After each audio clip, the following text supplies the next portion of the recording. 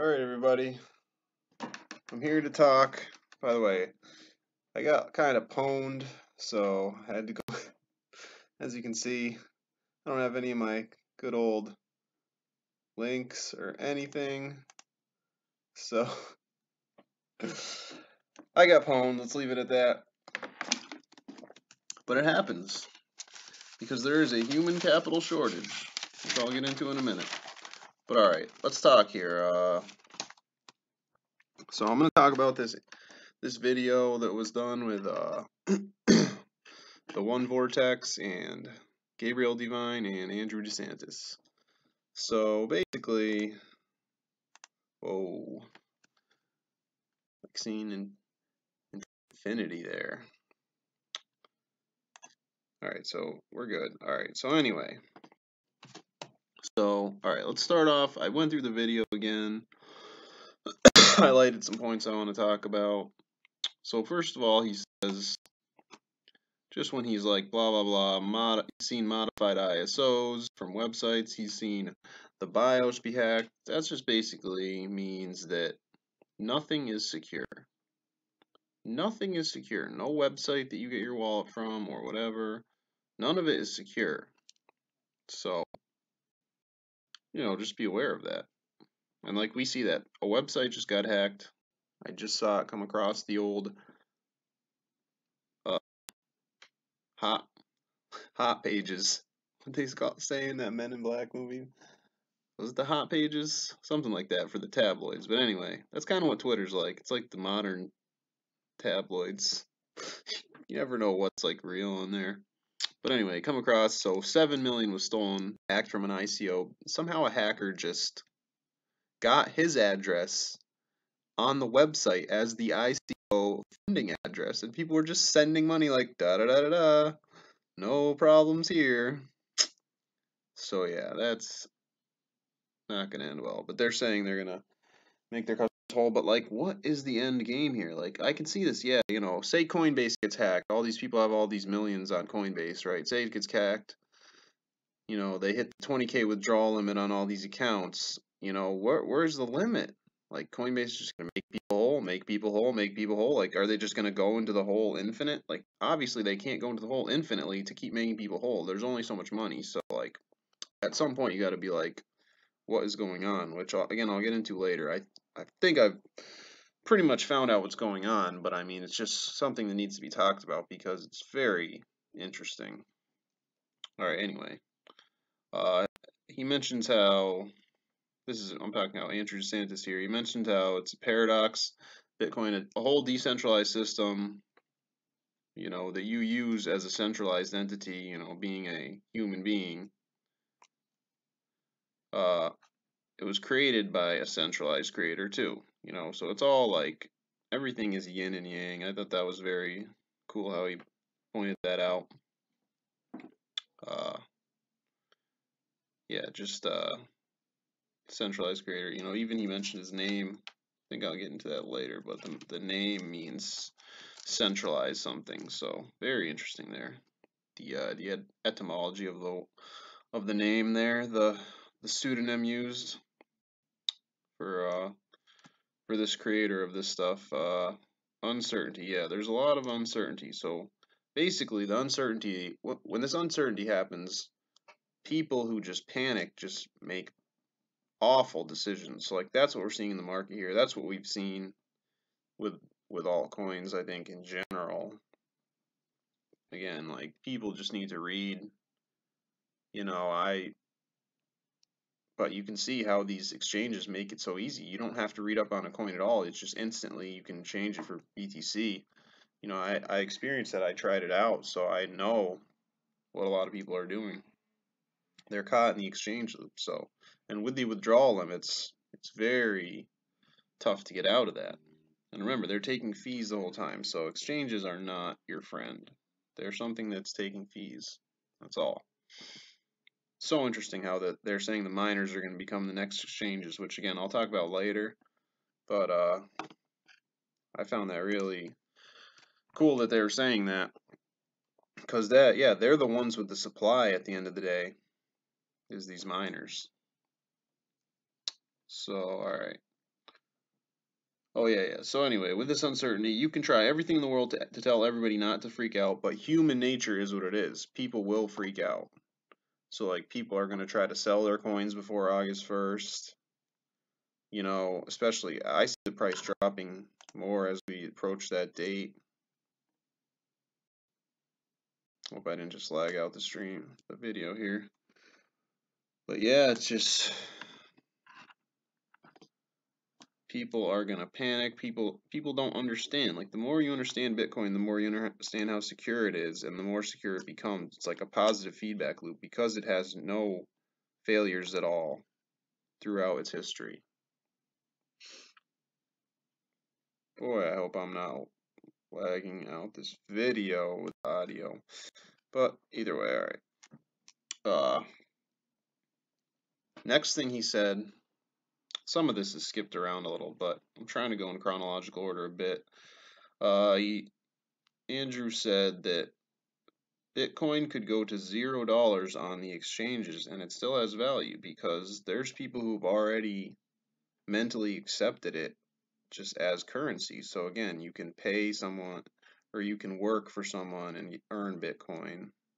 I'm assuming these communities exist somewhere.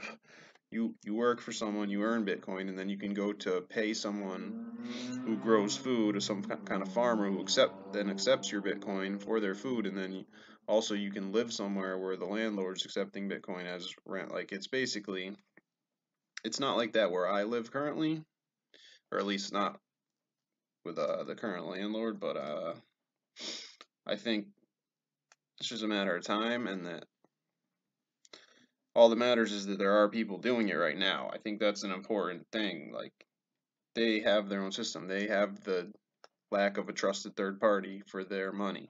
They're doing it right now,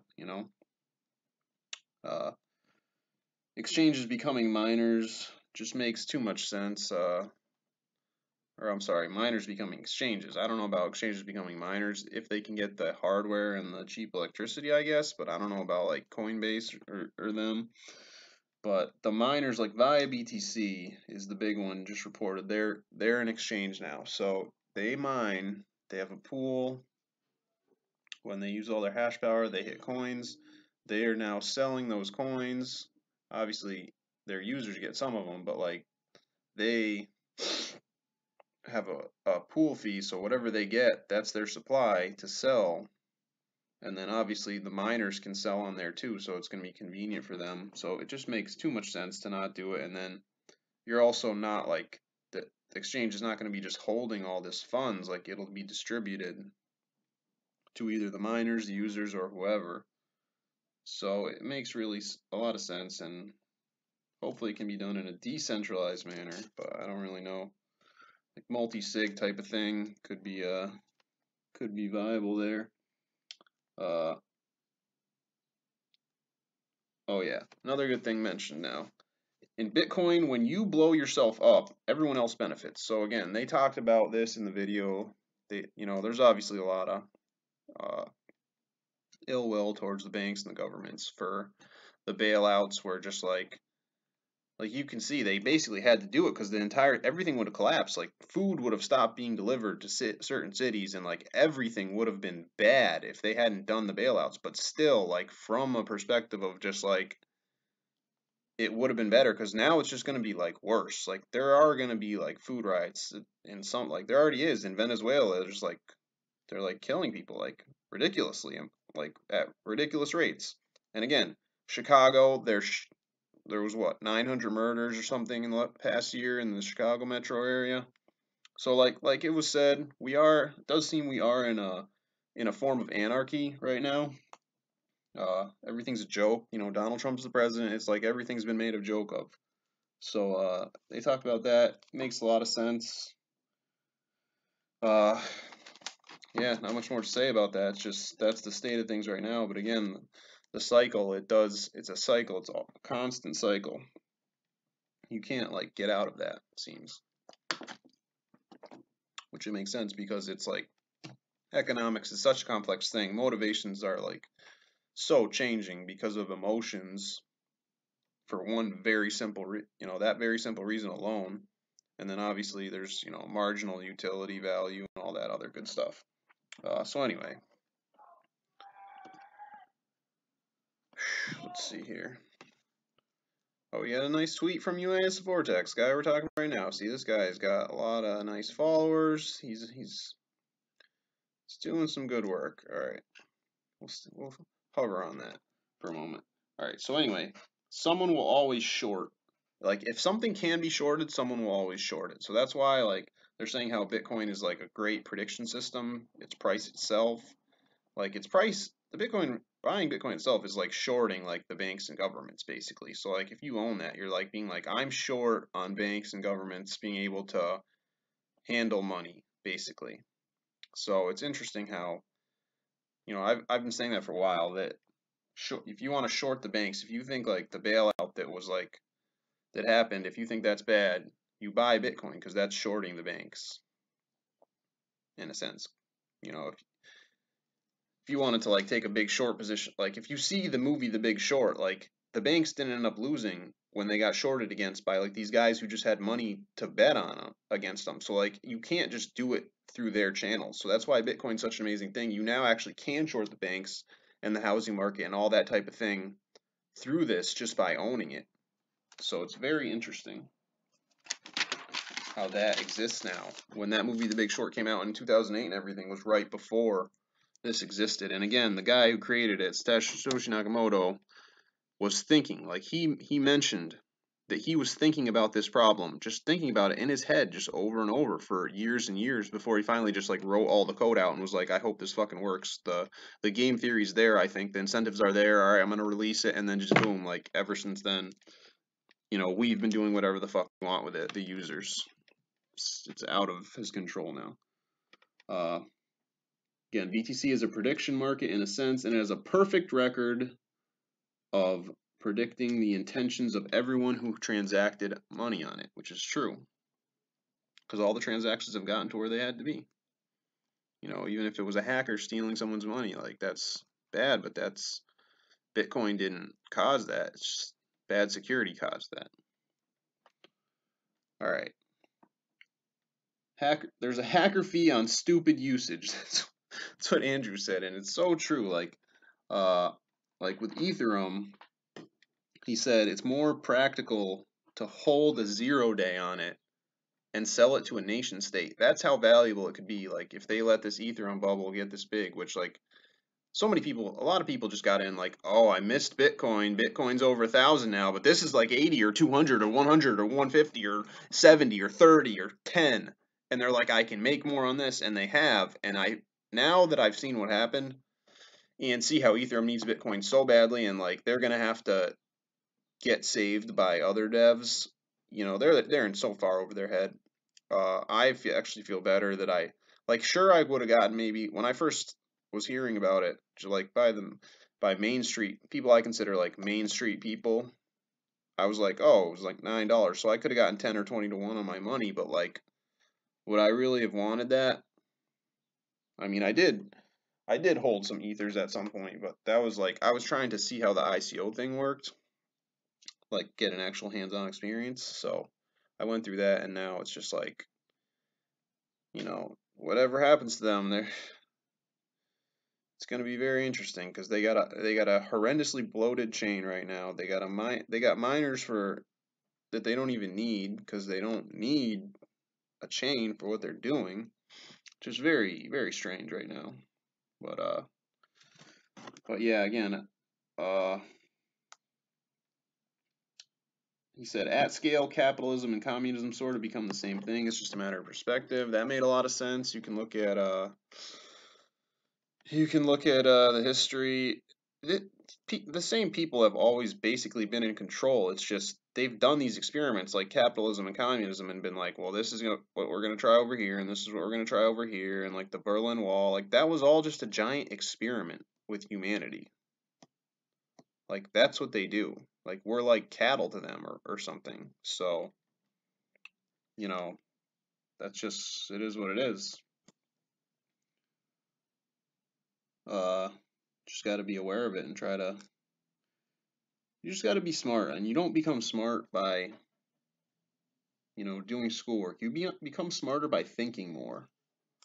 So like if you're not comprehending this stuff, just take your time and just think about it more, read it till you comprehend it, take a break, read more, and you will eventually comprehend what you read. So don't feel discouraged.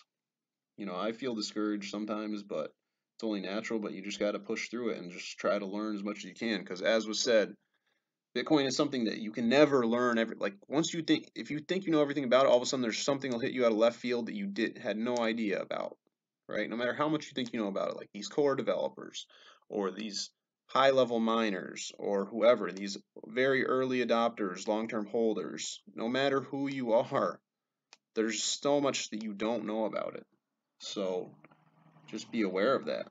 Be aware of your own stupidity. Like that this other guy said, I'm stupid, I do stupid shit all the time. That's so true for me. Like if you're just aware of that, you're gonna be much better off than going through thinking you're smart.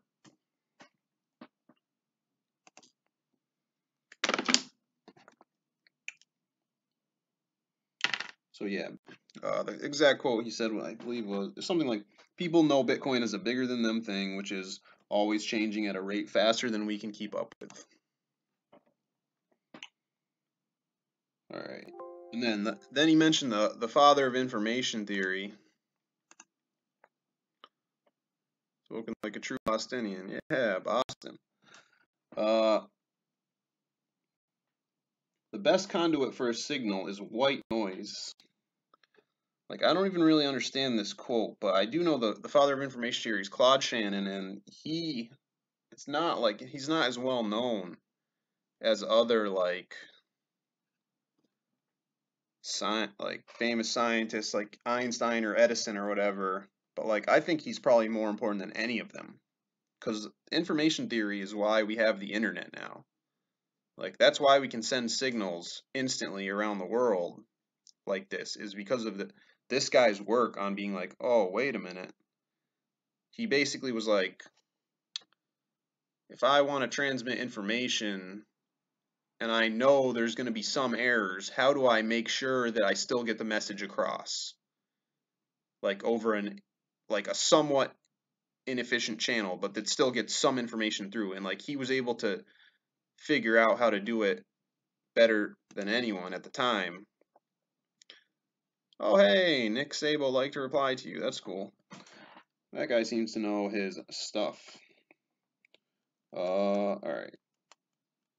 So so for Bitcoin becoming a consistent time algorithm, like he said, that metronome, that every 10 minutes Bitcoin time, and then replacing Unix time is something that makes perfect sense because again, Unix time, he said something about, I don't know exactly, but I guess it'll stop working in 2038, so that would be pretty smooth if we just transitioned over to Bitcoin time from the Genesis block. Genesis, interesting that. You think about it, you know, the Genesis block. Interesting that it had that terminology. Obviously, it's from the beginning, but like, it might be the real beginning soon. Meaningless data. Okay, meaningless data is good at storing value, which is what the Bitcoin blockchain is. Meaningful data is good at creating value because it created Bitcoin. Like meaningful data, like the source code of Bitcoin. Thought that was an interesting tidbit to state. Just that, because at the end of the day, it's all data with this information theory. So the meaningless data, it's almost like the white noise. So in that white noise is stored the value, but you still need a decentralized creator to create it. So take that for what you will. Information creation, Satoshi Nakamoto.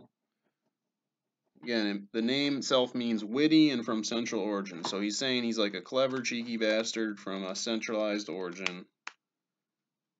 But his game theory checks are impeccable. We can't argue with that.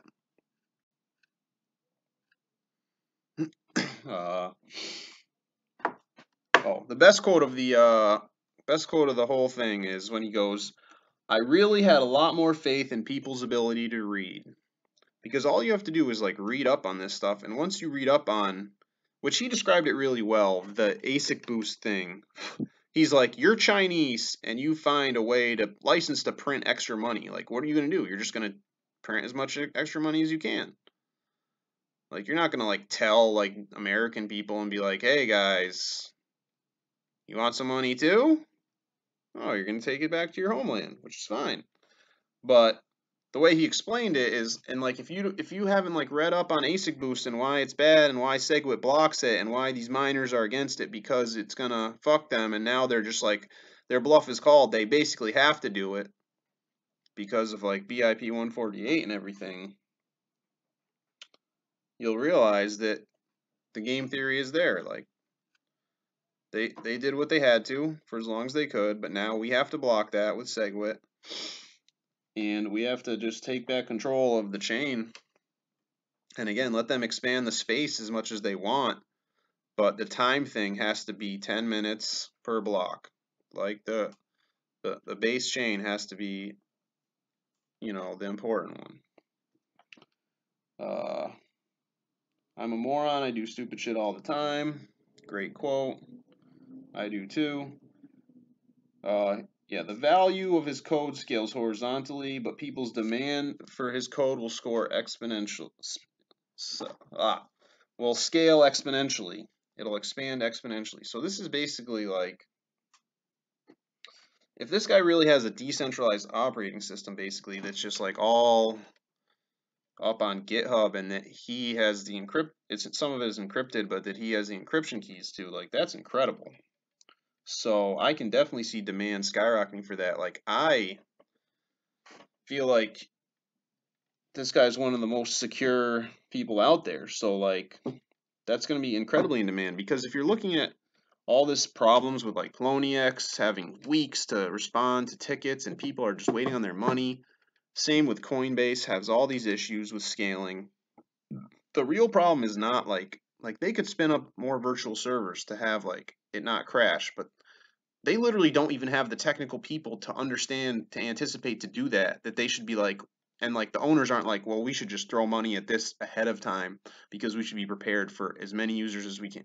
Like, they're just, you know, I've said incompetent before. Like, I think the owners know what they're doing.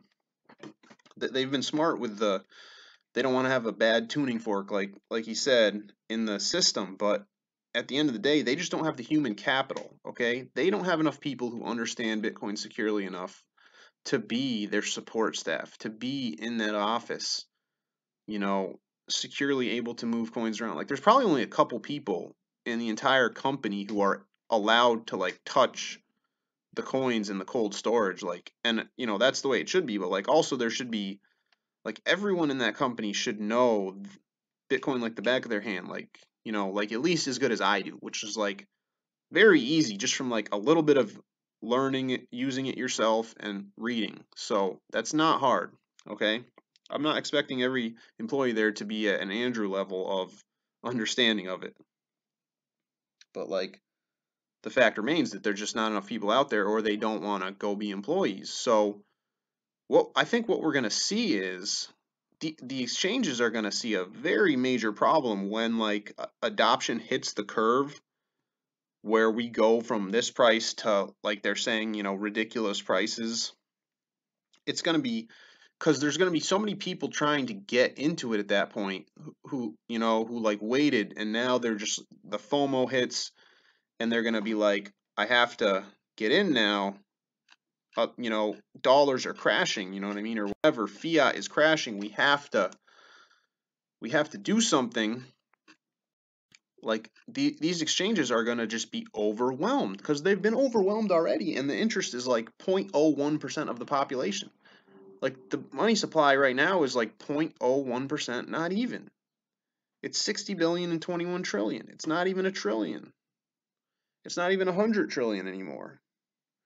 So like, it's so small still, and like every day I like walk around and I just see people, and I'm like, 99% of these people have like never even heard of Bitcoin, or maybe like heard of it on the news, but like never transacted with it, never like seen why it's so powerful, that like you can be 100% secure, but you just got to know your shit. Like, there's a tax on stupidity.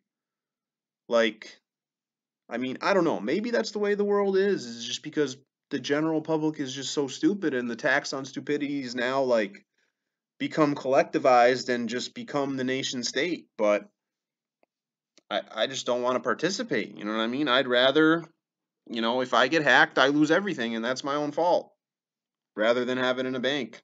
Have any money in a bank and be like, well, it's all insured, or even Coinbase, like, well, it's insured, so they'll give me the US dollar value. Like, say Coinbase like doesn't, there's a run and they just don't have all the coins or somehow, or they get hacked. Well, they'll give me the US dollar value. Like, no, fuck that. I have my private keys. I know where they are. I'm gonna go bury them in a desert or something. Maybe. Or maybe not. But, maybe it's just a brain wallet. Who knows at the end of the day? You don't know. So that's what the goal is. This fucking Bitcoin. Hi, I tried looking at the code and I was unable to find the blue. So can I have I made a Bitcoin logo with blue to fit the fucking. These people are really funny. Bitcoin Omega. All right. Anyway, I don't want to make this video too long, so I'm gonna move on, guys. In the end, it all comes back together. Yes, I do see all these altcoins coming back and being side chains or drive chains. I was reading the drive chain literature. It was fascinating stuff. Absolutely amazing work by the Paul Storzik and everyone else on that section. Can't wait for that to get implemented. That's going to be really exciting to see what's possible with that. I liked how he got a little weird there. The dark energy aspect of the Ethereum logo. Yeah, that Ethereum logo is something.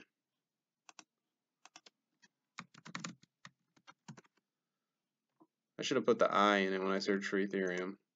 Hacker allegedly steals 7.4 million. Yep, that's the story on Motherboard Voice just got posted that I was mentioning. All right, see how the dark energy coming into the two. There's the two triangles. Then there's the dark energy.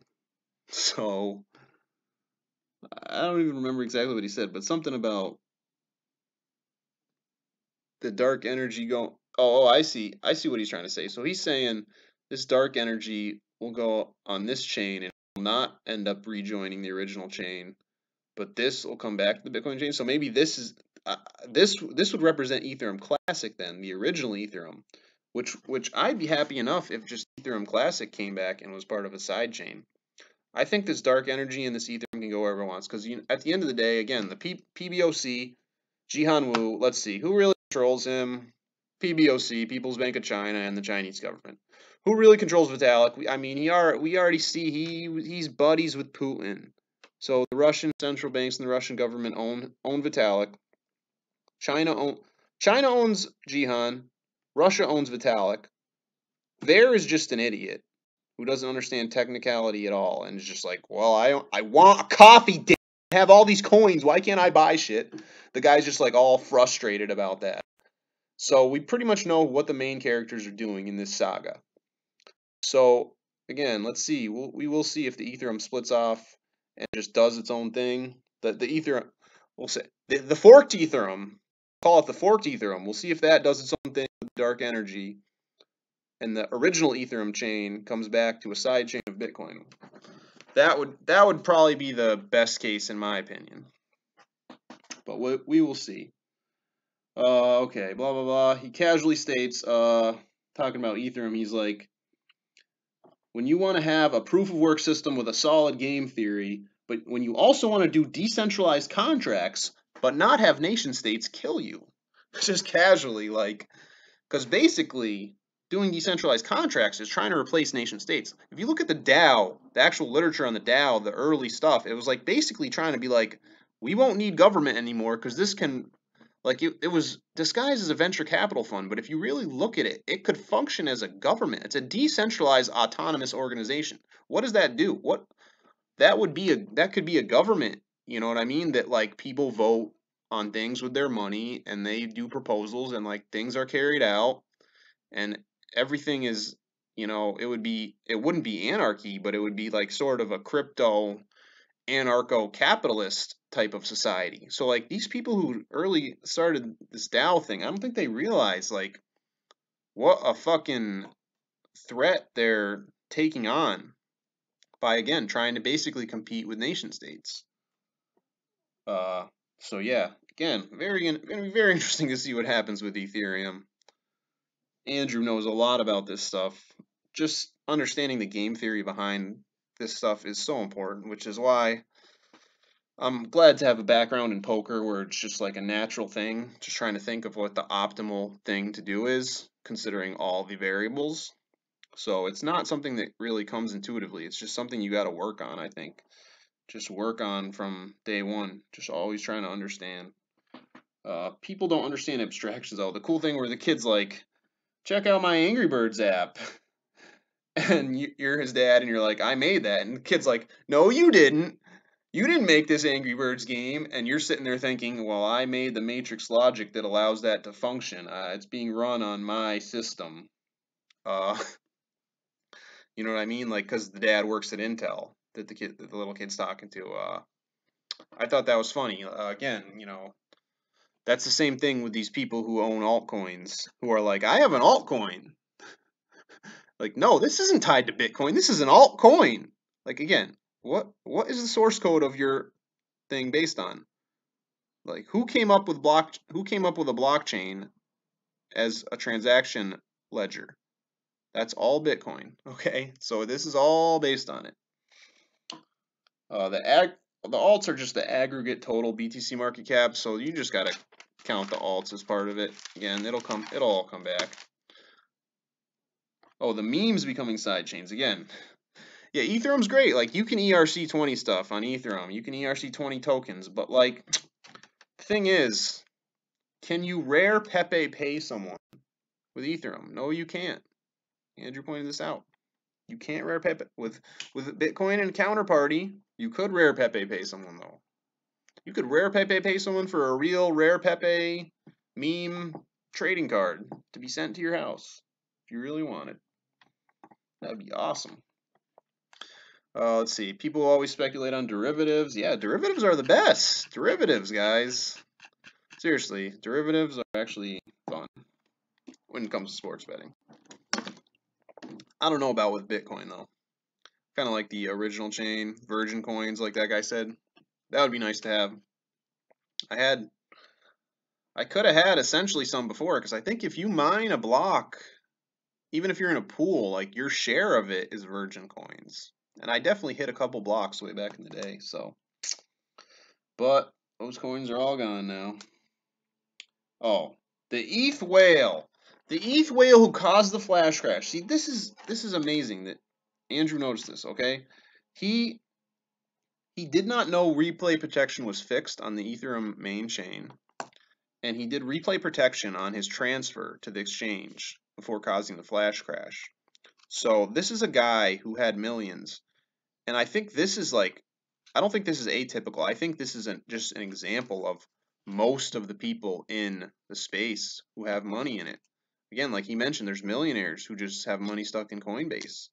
So I think the premium will go up so much on people who have coins and know how to secure coins in the future.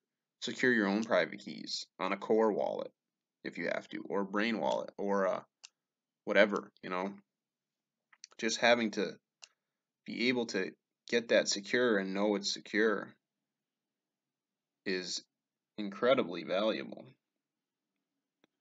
Like those people with the money on Coinbase will be able to get it out. They might do all right, but again, there's the hacking tax on stupid.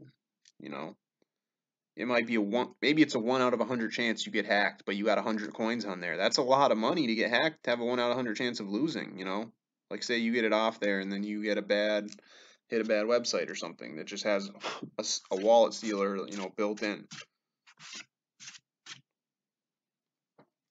Anything can happen, people.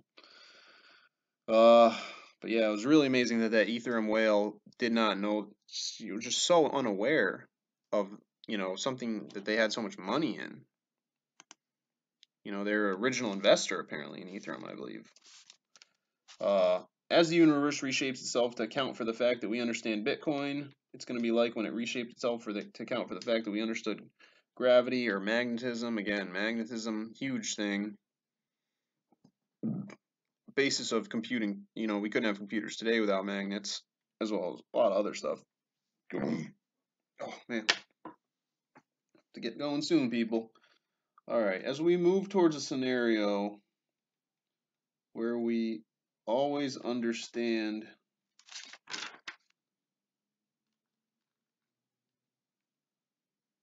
compromising our creative efforts. Oh, compound.